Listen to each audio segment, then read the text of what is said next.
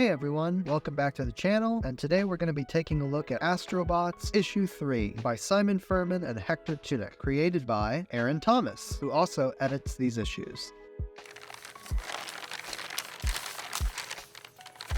First off, I wanted to point out this gorgeous cover by Hector Tunick. It is absolutely stunning. We have a view here of Atlas in one of his past incarnations, and it's just amazing. Like, wow, this looks really good. Now, getting into the story, we start off with E10, who I was a little confused about his name at first, but it is E10, I'm pretty sure. They don't state it directly right here, but they do later in the issue, and it's a little confusing. Like, I'm not sure. I think he's talking to the captain of the Persephone, the ship that has got all of the human colonists on it, and saying basically, we need you to drop your shields so that we can do a scan from our computers on the planet to your ship to make sure all the humans are healthy. The captain's like, well, that doesn't make any sense because we already rigorously tested them before they left Earth. But he's like, well, Atlas wants us to do it. So they're like, yeah, it's crazy, but whatever, we'll do it. All right. Bureaucracy, you know? And then going forward here, we are cutting to Atlas, and he's talking to, sorry, you know what? Yes, it is Atlas. It's Atlas. And he's talking to Athena, caretaker bot. She's really cool. So far, I think she's one of my favorites. I really like her, and she's actually the one narrating this, I think. Well, is she the one narrating this? No, but she's like driving the story a lot, and I really like her so far. And she's like, okay, what's going on, Atlas? You're being very sus. And he's like, it's easier if I just show you. And she's like, oh yeah, sure, whatever, weirdo. And then we get this cut back to this lady who is a council member named Stratica, and she's talking to Argus, who's like, again, as I mentioned in issue 2 review, he's like a hive mind, and he's having some trouble like breaking in this new body. That's actually a really cool idea. I like that. World building wise, that's really fun. And they're talking about how they're having to like settle down the delegation that came from the Persephone, which is really interesting stuff. But it is just exposition. And honestly, I recommend you read these issues for yourself. Like, my review is fun. I enjoy doing it. It's nice as like a little appetizer for the issue, but I totally recommend you read these for yourself because they're really good. But then we cut over to Apollo, and he's with this resistance group. At first, I'm gonna be honest, I thought they were the bad guys. So I like this kind of subversion that they're actually the good guys. We've got this guy who kind of is like a Zen master type dude.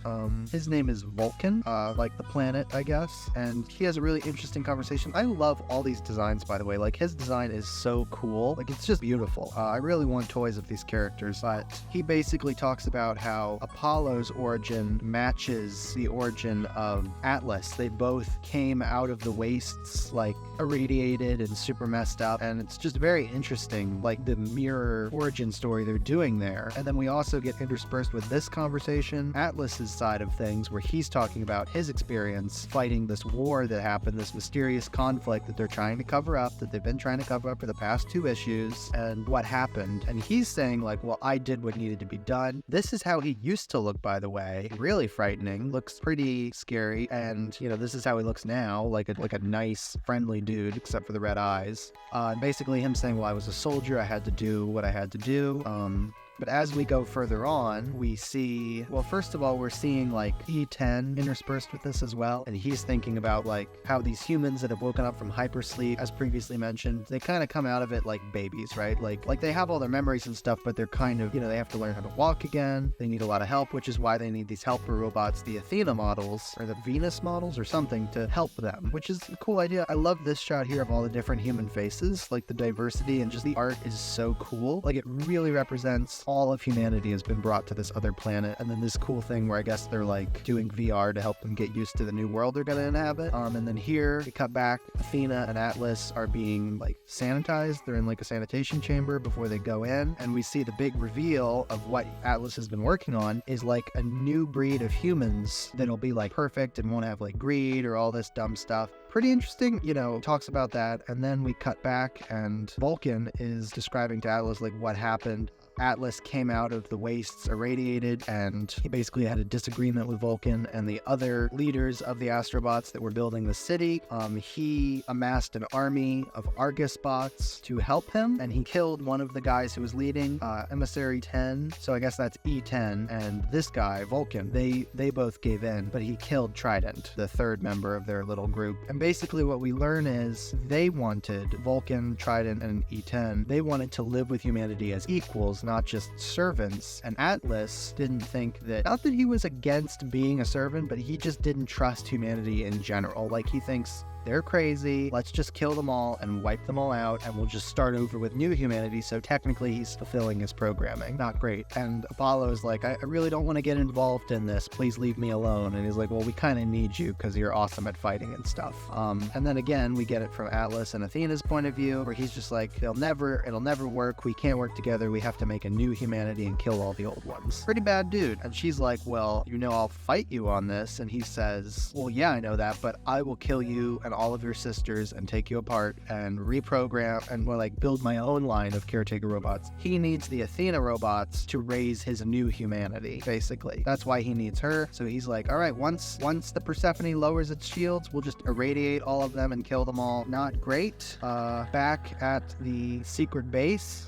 where Apollo is, they say, yeah, we stole all these weapons and we're gonna do a preemptive strike to fight, except now all of a sudden they've been found by the Arcus-bots, and the whole lower city slums are being cleaned out. And we get this great line from Apollo. They're like, Apollo, don't just stand there, grab a weapon. And he's like, I am the weapon. It's very Batman. Very cool. I like that. I like this guy. As I've said, he's one of my favorites as well. All these characters just look so cool, and I love all the one-liners and the interesting world building and character building. It's really neat. Get this nice fighting shot. A lot of cool action here, robot on robot. And I do like this note. I mean, he's just decimating robots, but he says specifically, I consider violence pretty much a last resort, but with you drones, it's a guilt-free pleasure. So again, these are Argus, hive mind robots. So if you kill one, the consciousness, either they don't have a consciousness and it was just one guy, or their consciousness moves to another guy, so it's fine. And then we also get these ninja robots where he has to fight them. Pretty serious threat against other guys, but Apollo's just like, you break easily. That's pretty cool. I guess he is edging a bit towards overpowered, but I think we're just kind of establishing how overpowered he is, so that when he fights someone like Atlas, we're gonna see whoa, Atlas is so strong. That's crazy. More great shots of back-to-back fighting and stuff. And then this final page where he's like, if you don't help me, I'll kill you, all your sisters, and all the humans anyway. But if you do it my way, they'll all suffer a painless death, and you can help me. And that's where we leave off. So they're going to make us wait a month to find out what happens next. And I am disappointed because I want to know where this story is going. And I'm wondering how long this first arc is going to be, because this has been really good so far. A few minor complaints, I guess. Really nothing more than just sometimes it's a little hard for me to understand what's going on. But after a reread or two, I usually have it well in hand, what's going on.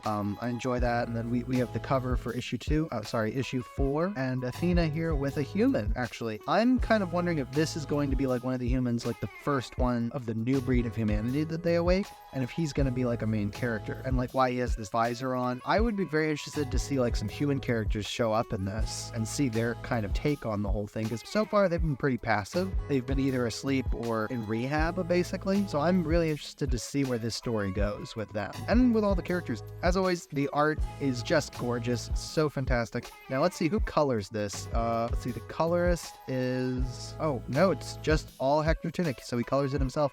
I love the painterly 3D style of this. It's beautiful. Again, totally read this book for yourself. We have an advertisement for some of the toys, which I'm a little strapped for cash, but I would like to pick some of them up. And some advertisements in the back. I guess Whatnot Publishing does publish some other stuff. I'd never heard of them before this book. But yeah, all in all, a really great issue. I totally recommend reading this series, and I can't wait for the next one. You can see my videos early and ad-free on Patreon. If you join the party over there, we have lots of fun, where you'll also get early access to my webcomic, Siblings of Steel. It's the story of two robot cops going across the galaxy solving crimes. And if you like stuff like Astrobots or Transformers, you'll probably enjoy that too. Like and subscribe if you enjoyed the video, and comment to let me know what you think of Astrobots issue 2. Thanks for watching, and I'll see you in the next one. Take care, Internet.